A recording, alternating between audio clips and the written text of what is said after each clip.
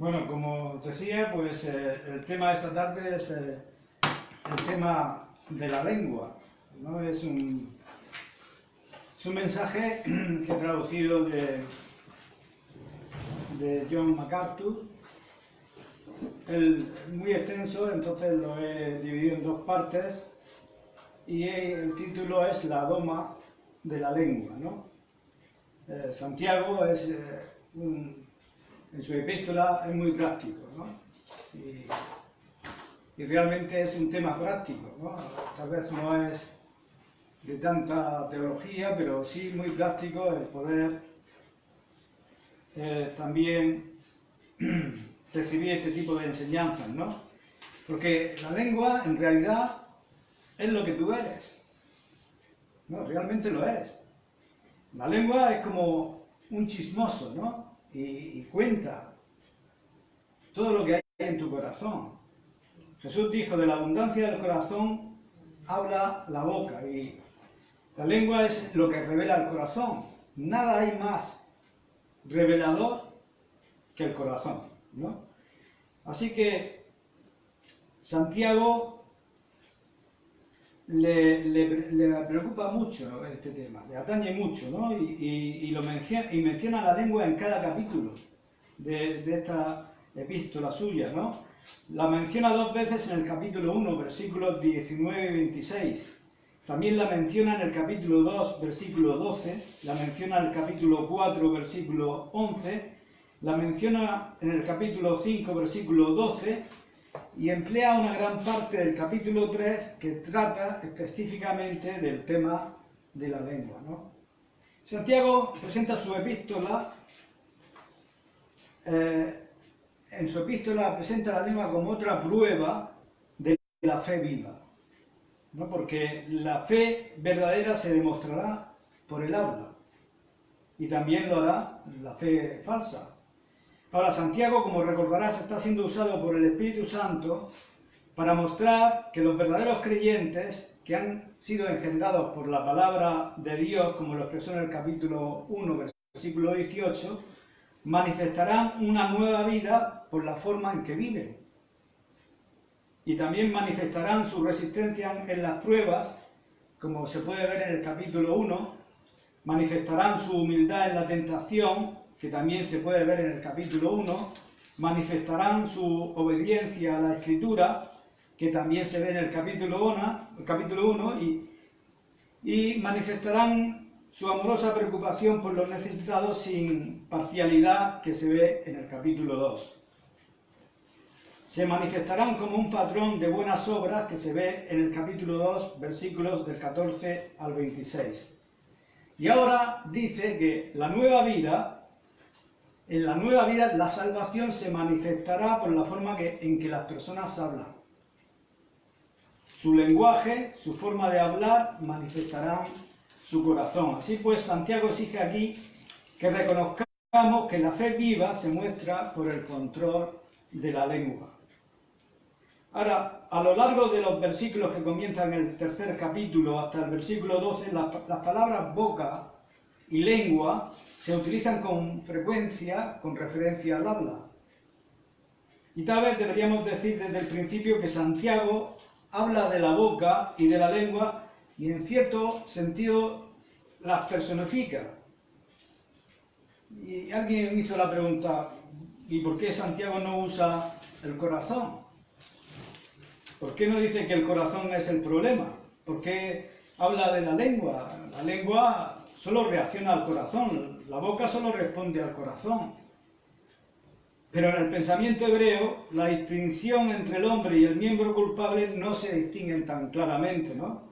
El hebreo se enfoca muy a menudo en el miembro culpable, más que en el tema del corazón.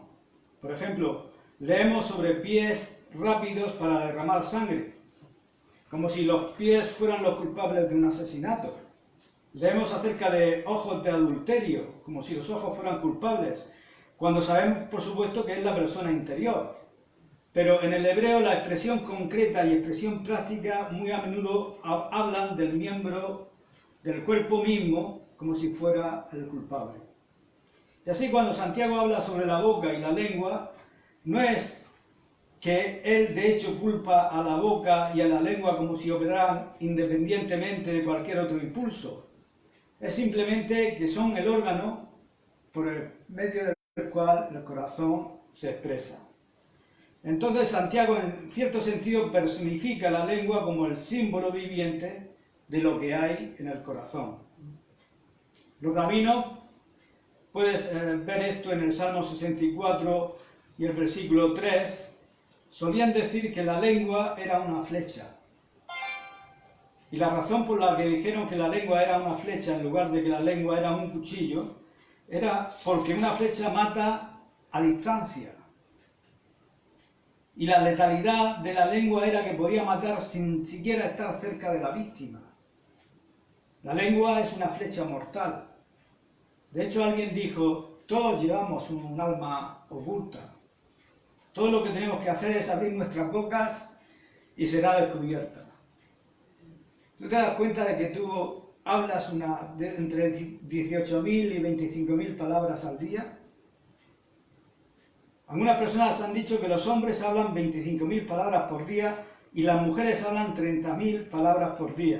Yo no sé quién contó eso, pero la dificultad está cuando, si el hombre trabaja y la mujer no, el hombre cuando llega a casa ya ha gastado sus 30.000, sus 25.000, pero la mujer todavía no ha empezado ni a gastar las suyas, las 25.000, ¿no? Ella está esperando esa oportunidad para cuando venga su marido, ¿no? Pero hablamos una gran cantidad de palabras por día, y esto puede ser sorprendente, ¿no?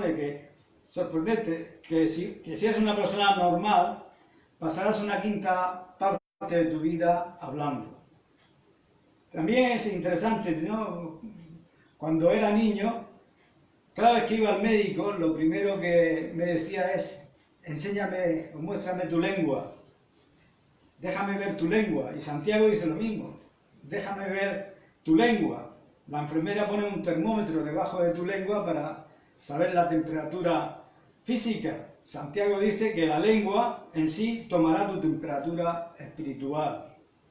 Porque nada es más susceptible de revelar una depravación interna que nuestra boca.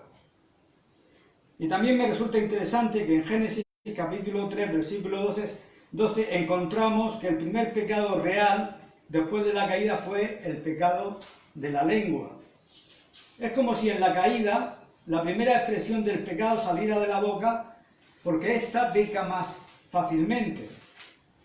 Adán le dijo a Dios, la mujer que me diste, ¿no? Y calumnió, acusando a Dios, culpándole por el pecado que él hizo. Y cuando el apóstol Pablo caracteriza la caída del hombre, cuando quiere diseñar todas las características desagradables de la depravación del hombre, y cuando quiere describir la miseria del hombre en su condición pecaminosa, se centra en la lengua. En Romanos capítulo 3, versículo 13, así describe al pecador. Sepulcro abierto es su garganta, con su lengua engaña. Veneno de áspides hay debajo de sus labios, su boca está llena de maldición y de amargura. Cuando Isaías, queriendo confesar a Dios su total pecaminosidad, en medio de esa visión que tuvo de la santidad de Dios, se expresó diciendo, soy un hombre inmundo de labios. Porque nada marca más el pecado de un hombre o de una mujer que su boca. Una boca sucia es lo más representativo de la depravación. Las palabras correctas entonces serían la manifestación de una vida recta. Esto es lo que Santiago está diciendo, y así en el capítulo 3 nos llama a medir nuestro lenguaje para ver si es consistente con lo que afirmamos sobre la realidad de nuestra fe. Controlar la lengua entonces es esencial, y Santiago nos da unas razones convincentes para el control de la lengua. Y en primer lugar, Santiago nos llama a controlar la lengua porque su potencial para condenar es muy grande. Su potencial para condenar. Versículos 1 y 2. El capítulo 3 dicen, hermanos míos, no os hagáis maestros muchos de vosotros, sabiendo que recibiremos mayor condenación. Y nos vamos a detener en este punto, ¿no? Santiago habla sobre la condenación o juicio.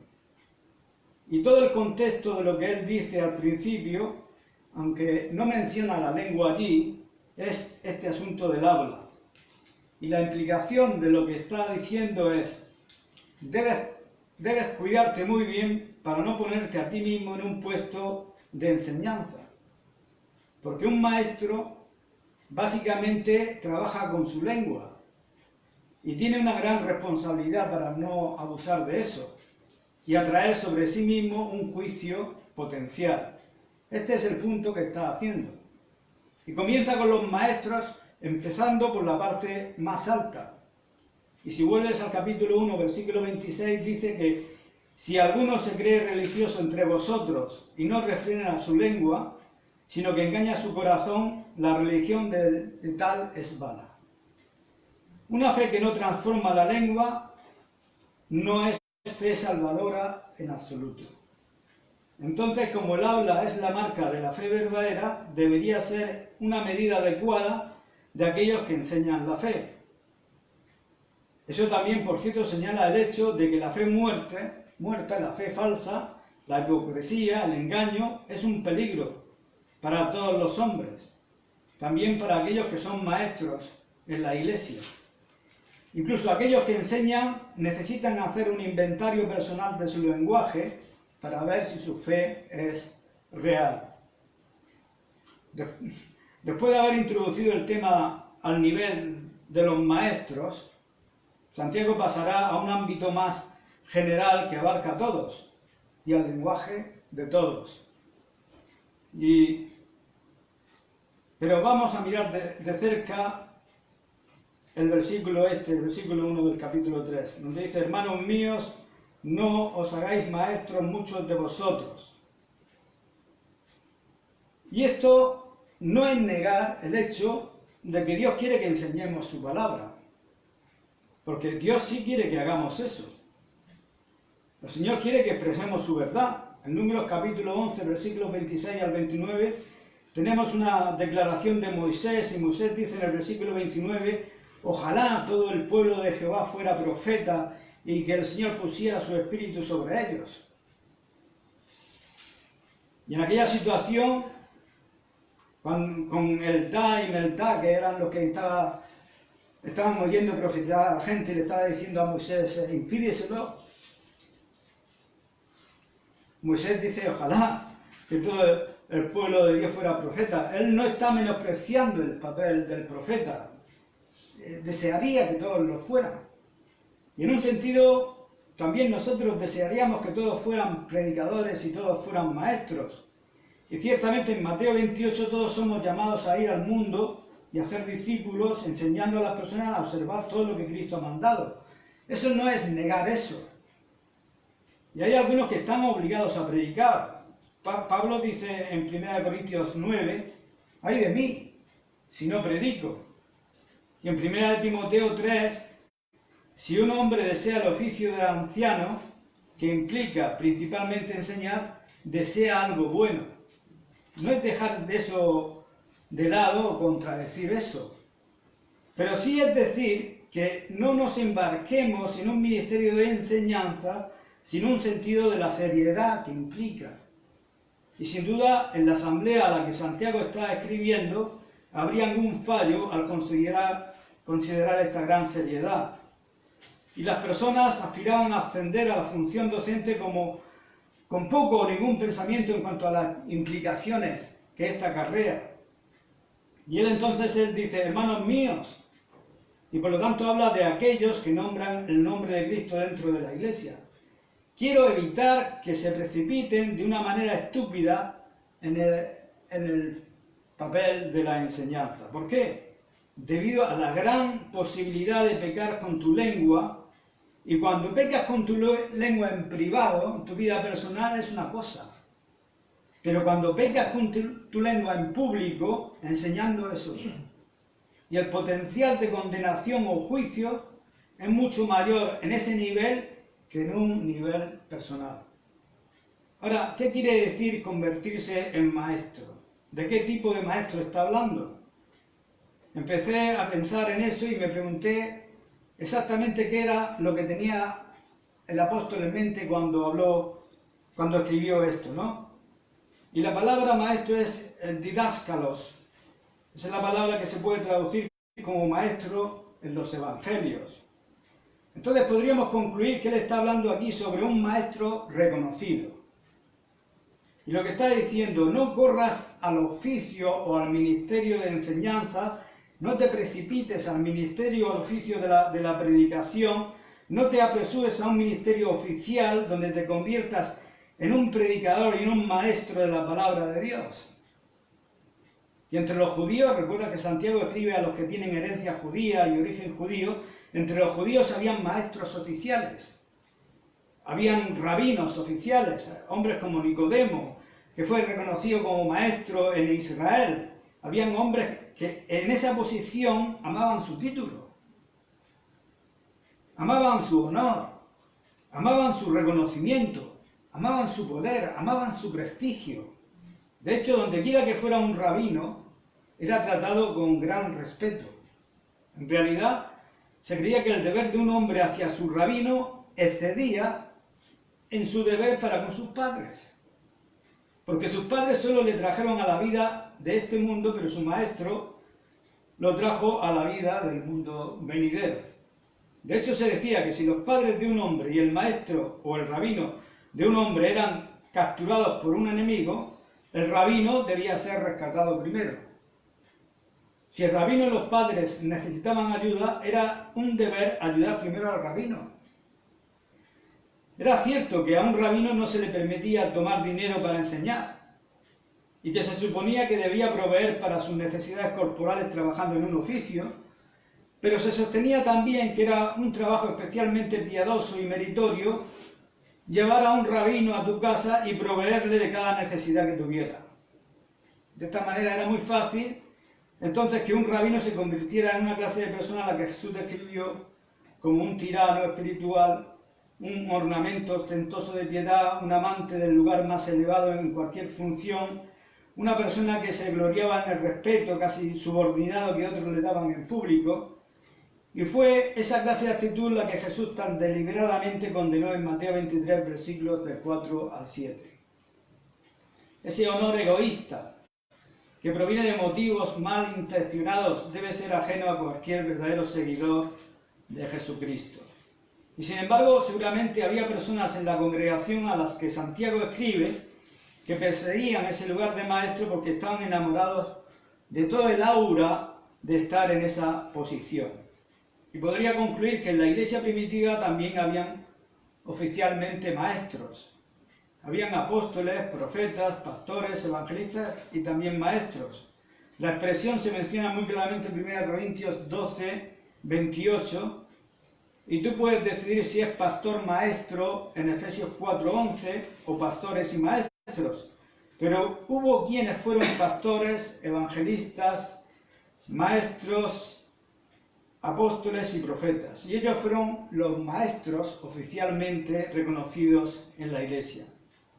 Pero más allá de eso, hubo algunas oportunidades no oficiales para enseñar también. Por ejemplo, en una sinagoga judía era posible que maestros no oficiales se pusieran en pie y hablaran.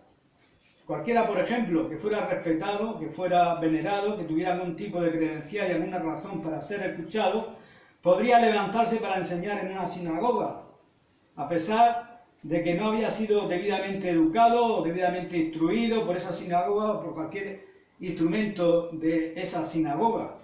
Una ilustración clásica de eso sería nuestro Señor Jesucristo, quien se levantó en la sinagoga de Nazaret, se puso en pie para leer las Escrituras y luego se sentó a hablar. Él era un orador invitado, por ponerlo así. También vemos en Hechos 13, cuando Pablo y Bernabé son enviados desde la iglesia en Antioquía, en los versículos 5 y 15, se ven que llegan a un lugar donde se les da la oportunidad para levantarse en una sinagoga y enseñar. Así pues, habían maestros oficiales y luego habían oportunidades extraoficiales para enseñar también. Creo que eso es cierto en la iglesia primitiva. Si nos fijamos en 1 Corintios 14, encontrarás que comenzando desde el versículo 26, Pablo señala el hecho de que esa iglesia en Corinto muchas personas podían levantarse a hablar. Él dice, ¿qué hay pues, hermanos? Cuando os reunís, cada uno de vosotros tiene salmo, tiene doctrina, tiene lengua, tiene revelación, tiene interpretación. Hágase todo para edificación. Y luego regula eso diciendo cómo se debe hacer y cómo no se debe hacer. Así pues, en la iglesia primitiva aparentemente había un formato donde la gente podía levantarse y enseñar una doctrina, una revelación o lo que fuera. Entonces habían, como en la sinagoga, maestros oficiales y no oficiales en la iglesia. Así que no creo que queremos limitar a Santiago. Volvamos al capítulo 1, versículo 19 y veamos lo que dice. Él dice básicamente un principio simple, aunque no sé si lo he tomado la nota. No os hagáis maestros muchos de vosotros. Volvamos al versículo 1 del capítulo 3 otra vez. No os hagáis maestros muchos de vosotros. Y no creo que podamos leer sobre eso más de lo que está escrito ahí, ¿no?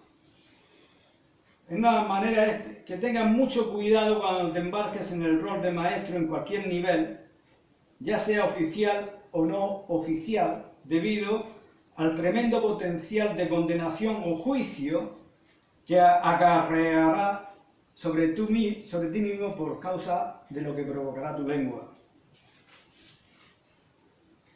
Por eso, en el capítulo 1, versículo 19, ahora sí, dice, por esto, mis amados hermanos, todo hombre sea pronto para oír, tardo para hablar, y esto está puesto en un contexto de hablar la palabra de Dios. Rápido para escuchar la palabra de Dios y lento para hablarla. Pero a pesar de esto hubo y hay muchos que quieren hacerse con el protagonismo, que están impresionados con la autoridad y el honor, y que tienen absolutamente poco o ningún pensamiento sobre la responsabilidad de esa posición. Pablo, instruyendo a Timoteo, se refiere a tales cosas en el capítulo 1, 6 y 7 de 1 Timoteo, donde le dice, de las cuales cosas, desviándose algunos, se apartaron a vana palabrería, queriendo ser doctores de la ley, sin entender ni lo que hablan ni lo que afirman. Eso fue en la iglesia de Éfeso. Sin duda, también entre los santos reunidos a quien Santiago escribe, había algunos que aspiraban al papel de enseñanza y que no tenían ni idea de las posibles implicaciones de enseñar el error. Es una verdad aterradora. Se debería hacer saber esto a cualquier persona que aspire a ese puesto. Santiago no está restringiendo a los genuinamente dotados, él no está restringiendo a los genuinamente calificados, no está restringiendo a los realmente llamados, él no está restringiendo a las personas sinceras y que tienen conocimiento, pero él está diciendo, haz grandes esfuerzos para determinar la seriedad del papel que tiene la enseñanza. Y tiene en mente no solo a los falsos maestros, sino a los ignorantes, a los no calificados, no preparados y maestros mal instruidos. Moisés le dijo a Aarón, esto es lo que habló el Señor, Levítico 10:3. Y te diré que eso se me ha quedado grabado en mi mente. Esto es lo que el Señor habló. Hay una cosa que he puesto como una carga continua en mi corazón ante el Señor en oración cada vez que hablo, y es decir, Señor, por favor, déjame decir solo lo que tú tienes intención que diga. Y ningún maestro debería decir más de eso. Nunca. Es una responsabilidad de peso y nadie debería ser embarcado tan fácilmente en eso. La responsabilidad del maestro se da 2 veces en el libro de Ezequiel, capítulo 3, versículos 17 y 18, y capítulo 33, versículos 7, 8 y 9, donde se le advierte al maestro que él es una especie de vigilante de la muralla para advertir a la gente, y es mejor que tenga cuidado de que lo haga bien, ya que la sangre de ellos puede que esté en sus manos. En otras palabras, hay un sentido en el que hay una gran responsabilidad. Pablo, casi con un suspiro de alivio, en Hechos 20 dice, estoy limpio de la sangre de cualquier hombre. No he rehusado en declarar todo el consejo de Dios. He cumplido con mi deber. Hebreos 13:17 dice que tenemos que dar cuenta a Dios por la forma en que le damos guía, dirección y enseñanza al pueblo de Dios. De hecho, es un problema serio. Ni siquiera necesitamos entrar en pasajes como 2 de Pedro 2 y el libro de Judas, donde Dios pronuncia un juicio aterrador sobre un falso maestro. Pero incluso aquel que se esfuerza por enseñar la verdad debe comprender algo de la tremenda responsabilidad que asume al hacer eso.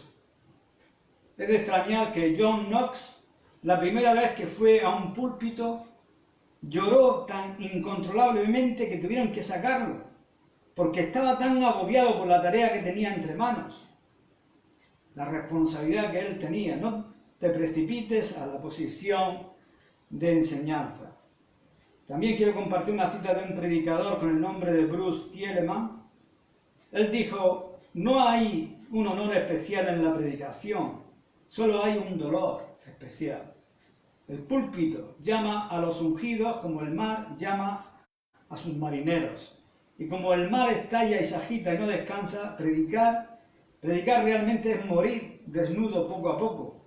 Y saber cada vez que lo haces que debes hacerlo de nuevo. Fin de la cita. No engordes las filas de los predicadores, dice un traductor. ¿Por qué? Porque la lengua tiene tal potencial para traer juicio de Dios sobre tu vida. Por eso el versículo 1 dice, sabiendo que recibiremos una mayor condenación o juicio. Y el nosotros es el nosotros de la identificación que dice Santiago. Santiago se incluye como uno que es maestro. Él no quiere advertir a los demás sin incluirse a sí mismo. Es una advertencia severa relativa a la responsabilidad de cualquiera que enseñe. Tenemos una tremenda responsabilidad ante Dios cuando enseñamos en cualquier nivel. Y es por eso que dice en 2 Timoteo 2, sé diligente en ser aprobado por Dios como obrero que no necesita ser, ¿qué? Avergonzado, porque él está discerniendo correctamente la palabra de verdad. Hay una vergüenza relacionada con la enseñanza errada y también hay un juicio relacionado con el error de la enseñanza. Es por eso que en 1 Timoteo capítulo 4 el apóstol Pablo le dice a Timoteo, mira, nútrete con las palabras de fe y la sana doctrina. Aléjate de las fábulas profanas y de viejas. Y más abajo en el mismo texto le dice, date a la lectura, a la exhortación y a la enseñanza. Y más abajo, medita en estas cosas. Y otra vez le dice, ten cuidado de ti mismo y de la doctrina. Muy, pero que muy importante asunto es este. Hermanos míos, no os hagáis maestros, muchos de vosotros, sabiendo que recibiremos mayor condenación. La palabra condenación está relacionada con la palabra juicio, en griego, crima. Generalmente se usa en el Nuevo Testamento para expresar un juicio negativo. En el tiempo futuro se encuentra recibiremos, está en tiempo futuro y probablemente contemple el juicio en el futuro cuando estemos ante el Señor. Para un maestro falso, no salvo, sería el momento de la segunda venida del Señor en juicio, terrible, ese tiempo del que habla Judas, cuando Judas dice, el Señor viene con 10.000 de sus santos para hacer juicio contra todos y dejar convictos a todos los impíos de todas sus obras impías que han hecho impiamente y de todas las cosas duras que los pecadores impíos han hablado contra él. Que se encuentra en un contexto de enseñanza falsa. Entonces, el juicio futuro para un incrédulo será en la segunda venida de Cristo. El juicio futuro para un creyente ciertamente estaría en el tribunal de Cristo cuando nos encontremos cara a cara con Él para recibir la recompensa que Él considere apropiada darnos. 1 Corintios 4 dice a ese respecto, El Señor sacará a la luz lo escondido de las tinieblas, manifestará las intenciones del corazón y entonces cada uno tendrá su alabanza de Dios. Y Pablo dice, mira, yo voy a esperar hasta ese momento para que se evalúe mi ministerio. Porque es algo pequeño lo que tú pienses y algo pequeño lo que yo pueda pensar, pero es una gran cosa lo que Dios piensa y yo ministro en vista de lo que está por venir. Alguien me preguntó, ¿para quién preparas tus sermones? Y le dije, puede que no entiendas esto, pero los preparo para Dios. Mi única preocupación es que Dios sea complacido, que se honre su nombre y que se trate su palabra de manera justa y honesta. Y si siento que he hecho menos de eso, entonces la vida se vuelve miserable al nivel más profundo para mí. Entonces ser un maestro de la palabra de Dios es una ocupación muy peligrosa para cualquiera, debido al poder de la lengua para decir errores o para pronunciar juicios erróneos o para hablar inapropiadamente o para tergiversar a Cristo o al Espíritu Santo. Y es por eso que incluso el apóstol Pablo se mostró reacio. Se mostró reacio hasta que fue presionado para hacer eso, ¿no? Y recordad que tuvo una maravillosa conversión en el camino de Damasco, pero pasó mucho tiempo antes de que comenzara a proclamar las cosas de Dios.